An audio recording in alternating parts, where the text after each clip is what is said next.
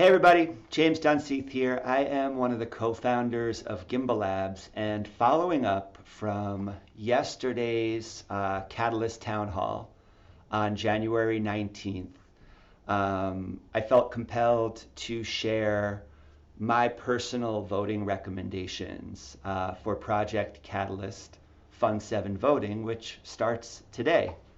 I was up for most of the night last night because Town Hall left me with a really confused mind, to be honest with you. I've been trying to stay clear of a lot of the noise on social media, the arguments that have been going on in Telegram, just because there's so much building to do right now. There's so much work to be done educating and equipping people to take on these tools. But yesterday was the first time that I really felt the same feeling that I feel when I stand witness to state level politics. I can speak directly for what it feels like to live here in the United States and to see the decorum of people who will, as Bob Dylan said, kill you with a fountain pen. And I feel like I have to chime in and say something. I hope I do so in a way that opens space for discourse, and I welcome follow-up conversations. Kyle, I know that you and I have talked about having public conversations like this in a way that push discourse. But Rick, Kyle, and Adam Dean, I am going to call you out in this video. I hope to do so respectfully. I hope to back the things I'm feeling with some evidence and suggestions of a way forward. And I would be more than happy to follow up anytime. Now, the happy news, right? It's a big day for decentralized finance. SundaySwap is going to launch in just a few hours. And huge congratulations to everybody who helped build SundaySwap, to everybody who is delegating to pools and earning from that ISPO. You're providing the world with new tools that really truly do have the potential to push power to the edges. The question is, will they? How are we doing with this whole decentralization thing in the first place? When we talk about decentralized finance, where are we going? On a personal note, I'm here working really hard in the Cardano community because I think that the most likely outcome of building all these tools is just the maintenance of the status quo. Very little actual change, very little new opportunity for people, because as humans, we have a way of re-centralizing power. It's just what we do. So more on that. But this is why I come from this from a perspective of, hey, we have to teach as many people as possible how to use these powerful new tools. Because if we don't, technocrats will continue to lead us. And we know where that leads. We know where it leads from Web 2.0, distraction and social media and massive concentrations of power. And we know where it led before the internet existed. But it's on us to think about this together. The broader Cardano community has been pushing back against multi-pool stake pool operators for a long time. And those arguments are often dismissed. Multi-pool operators often throw temper tantrums and silence people. And say, this is their choice. Let the market decide. If people really don't want centralization, then they will delegate elsewhere, right? And you're right. Delegators do have that choice. But like a lot of things, we can dress up in the language of choice. We can hide some truths, right? It's possible to mislead people and make it harder to make these choices happen. Now, in the early days of Cardano, we needed multi-pool operators to really help stabilize the network.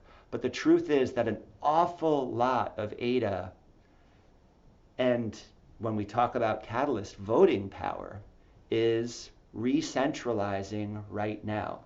The technical argument no longer holds water. There are enough technically capable stake pool operators with minimum stake in their pools, while a small number of often American, often white men run multiple pools and concentrate power just like Silicon Valley has been doing for a long time. Yeah, we have the ISPO model. It's innovative, but it's decimating a lot of small pools as stake moves over to community pools. And a lot of the Sunday swap pools are the same multi-pools that we're talking about here. Small pools continue to struggle because we have a long term in mind, and we know that we have to push back against centralization now before it's too late. History shows that one of the moves centralized power makes is it says, hey, let me make this easy for you. Whereas in the decentralized world we're moving into, decentralized systems require people to choose to take power if they're willing. History also shows that when powerful people still feel like underdogs, a lot of people will often get hurt. Kyle, this is where I want to say to you, you've done an amazing job. You went through personal trials and you made it through, and you worked really hard to build what you have right now. But you're not an underdog anymore, okay? You're an incumbent now. You're the CEO of Drip Drops. You run however many personal pools, I've lost count, and an awful lot of community pools for other people. You're not an underdog anymore. You're a leader. And so, whereas 8 months ago, when you went off on people and said, we're gonna bring these people down, right? That there was a certain kind of there was a certain grassroots energy to you saying that, right? Hey, there's bad actors in this ecosystem, and we have to make sure to make ourselves resilient to them. Okay, but you have so much power now that it sounds different when you say we're going to bring people down. Who's the we, and who's being brought down? Okay, we have to push each other as power concentrates to make sure that we're wearing it right. This is hard work. We're all in the middle of this learning experience together, but we have to admit to ourselves when we're not underdogs anymore, and when we do have power to move systems in one direction or another. Now, Rick, listen, you shared this list, Rick's picks, and a lot of people have tweeted about it, okay? But I want to highlight a few things that, and this is why I've been struggling with this. Again, I've been trying to stay out of this, but I have to speak up now. Listen, where you say, hopefully this makes voting easier and more productive, right? This list is for users who don't have the time or become tired. That's centralized governance, right? That's what centralized powers say to people. Oh, you don't have the time? This is too hard for you? Here, let me make it easier for you, okay? And you're sharing this criteria here. More on that in a moment. And this particular list of upvotes and downvotes, and whether or not I agree or disagree, right? And I hope to share why I disagree in a moment. This language, this starting assumption, is a really hard place for a lot of people to start. No, decentralization takes work. Holding on to your own private keys, right? Holding on to your sovereign identity. That's a big responsibility. It takes work. And catalyst governance is no different. I don't know who Dr. A is, but I appreciate those 2 points, right? Following the recommendation of a single centralized entity. Own it, Rick. You're recentralizing things. You have a lot of stake pools and a lot of stake and a lot of Twitter followers. And when you put a message out there, a lot of people, you're right, they're too busy and tired and preoccupied to really think through what you're sharing. You have to have absolutely the highest level of integrity. And here's why. You say, look, my integrity should not matter. If a person were to read the three criteria I listed, right? Okay, so we're talking about defining the Fund 8 categories: meeting developer needs, improving user experience, reaching new users and developers. Here's what the actual challenge brief says. This is on idea scale for anybody to read, okay? And I want you to compare this, Rick, to the three criteria you're saying, okay? It doesn't quite match, right? What does success look like? Well, the challenge brief says important and engaging challenges that inspire impact and originality, right? ROI, is it about developer needs, new users and developers? Yes. Improving experience? Sure. But it's also about community engagement, because a blockchain is nothing without people. We need new people in the ecosystem, bringing problems that they understand. Rick, you have your background and I have mine, right? We don't know. We don't know firsthand what so many other challenges are like. And this is what we're really trying to accomplish here, is open up this revolutionary system to new sorts of proposals, new ways to engage people beyond just NFTs and DEXs and DeFi, right? How are we going to engage people in voting? How are we going to provide a springboard for Cardano adoption? Yes, technical solutions matter. Of course, that's what all of us technocrats would say. But we need people who understand problems of trust on the ground, problems of coordination, right? The token is a coordination tool. Let's use it to solve problems together. So, you know, I can't reiterate this enough. It's on every voter to not just take this at face value, but to go read for yourself what the challenge is. If you don't have time, it's okay not to vote. And Rick, if you have 4 saturated stake pools and 38,000 followers on Twitter, you should be encouraging people to think for themselves, or at least representing the challenge correctly. Now, some other notes that I've found, right? I'm not saying Catalyst cannot fund special projects. I'm saying it's too early. That's what a technocrat says. This is where slippery slope arguments come from. And listen, it was too early maybe when we first started arguing about multi-stake pool operators, right? But now it's starting to feel too late to have that argument. Your power is entrenched now, and you're holding on to it, okay? So no, it's not too early. We're setting precedents. And are we going to set the precedent of only looking at technical solutions? Or are we also going to look at this long-term educational work that needs to happen? I agree with power to the edge here, right? Defining expertise is a really, really hard problem. But it has, Rick, it has everything to do with being an SPO, especially if you're running pools, especially if you are a re-centralizing force. Own it, okay? Own it. You are centralizing power. So, here's the real challenge. My advice is for everybody to read it for themselves. And if you don't have time, it's okay. I have a few more things here. You know, I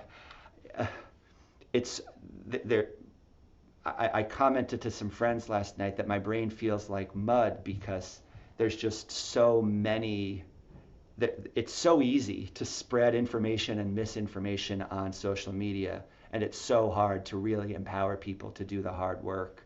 So yeah, Rick, you've shared this example of ccwallet.io.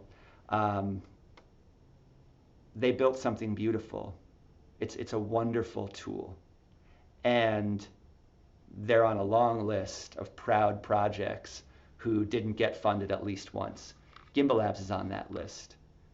We focused on educating people first and building community first. And in Funds 4 and Fund 5, we had a lot of plans for what we were going to do with some funds. And then Catalyst was delayed, and we missed our Fund 4 target by a couple thousand ADA. And same thing happened in Fund 5. And it was really heartbreaking, and it was a real setback. And it led to some conversations with colleagues that I'm still having to this day about our lack of funding for doing really hard work. But we're doing it anyway. CC Wallet got built. Right. They asked for 30,000, they didn't get it. That's part of Catalyst. That's what we signed up for. Okay. We know it's not going to fund everything the first time. And frankly, there are a lot more profitable ways to engage with the Cardano ecosystem than in Catalyst. Catalyst is not a great way to make fast money. Selling NFTs would have been way more profitable for a lot of people who dedicated the last year to working really hard on building out Project Catalyst. Running multiple stake pools would have been a lot more profitable than dedicating time to learning how Catalyst works. But that's what we're here for. All right, and anybody who's watching this and wants to take on the responsibility of decentralized power, go, for example, to cardano.ideascale.com and just look for Game Changer Wallet. That's another wallet that failed to be funded in Fund 6 of Project Catalyst, just like CC Wallet. It's built by an Argentinian developer named Adriano, who doesn't have access to vast pools of capital, right? Who hasn't taken the time to build a social media following so that he can saturate pools and fund his work, right? But he's doing the work. He's figuring out ways to connect with end users. And for anybody who hasn't looked at that yet, I hope that you do. Adam, I love the tools you build. And I'm so happy that you're in the community doing it. And, this idea of getting people talking, man, the people have been talking.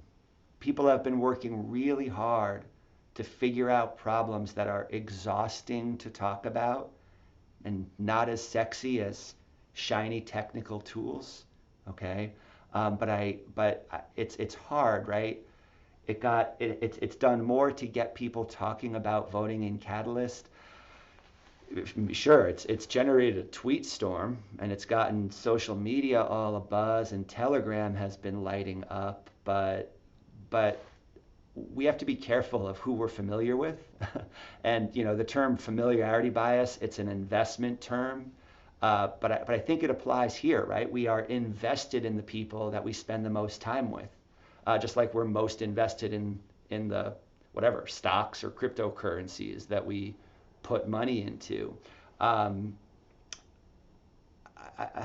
just want you to recognize that even if you haven't been there for the conversations, people have been talking, okay? And so when we talk about this, we have to recognize, the Cardano community is very big, and there's different groups of people doing different work because this thing is bigger than any of us can hold in our minds. And it's up to us to recognize where expertise is happening. I hope we can find better ways to share among groups of people working really hard what the cutting edge problems are, what we wish people would better understand. All right. Well, I'm trying to. I hope I'm expressing respect for everybody involved here. I hope that I can play a small role in pushing a conversation, but listen, let's be real. All of us are complicit in recentralization. It's our instinct.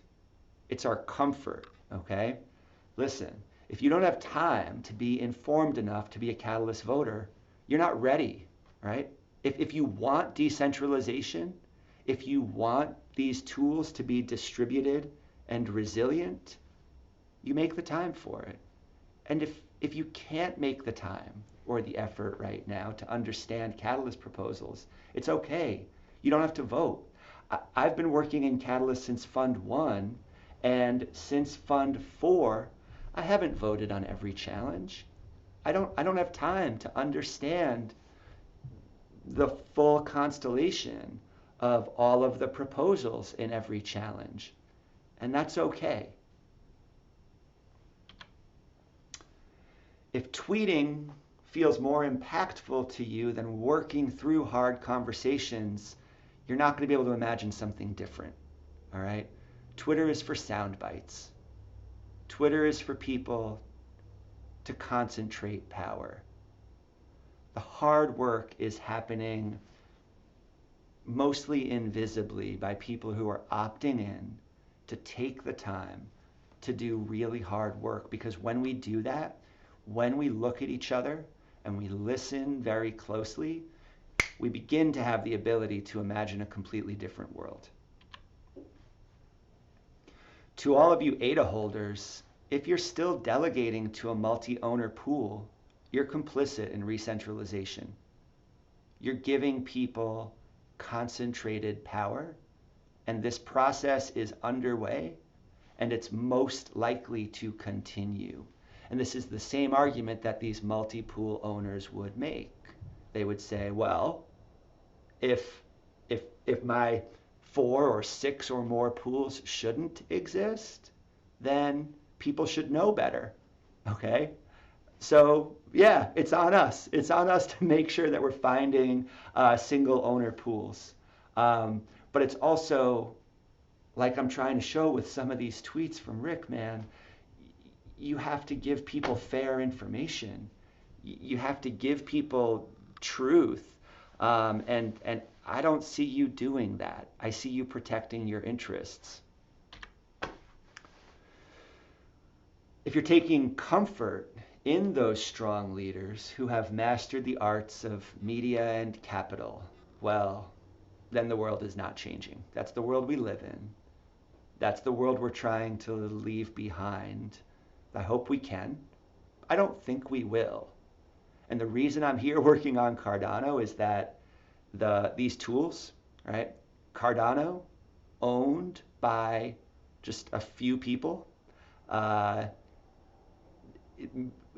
would actually make the world worse. Okay, we have in our hands the tools of dystopia right now, and if we use them well, we have a fighting chance, a slim but fighting chance to actually wake up in a new world where power actually is pushed to the edges. But that's unlikely. It can only happen if each of us decide to think for ourselves.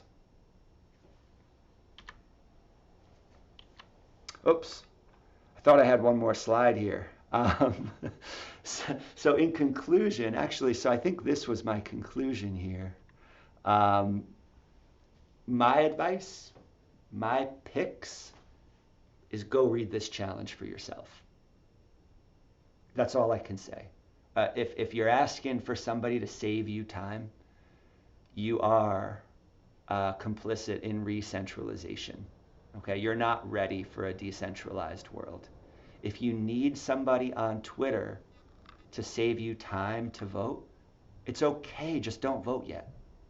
But if you want to really understand what the options are, come, sit, listen, and speak to other people every Wednesday at Catalyst Town Hall. Go to this website right here, IdeaScale, and read what the brief actually says. It's very different, like I said, from what Rick is sharing. Read the proposals for yourselves and decide. I believe that a blockchain is only valuable if people use it. and it's more valuable if more people use it, right? Let's make space for as many people as possible to benefit from these tools. And let's, if we are ready, take on the power that's being offered to us in a decentralized world. Thanks for listening to this. I don't know how long I just talked for. I hope this message is respectful and can help drive conversations. If it doesn't, I'm here for it. Happy to hear your questions and complaints and feedback. Thanks for listening. Talk to you soon.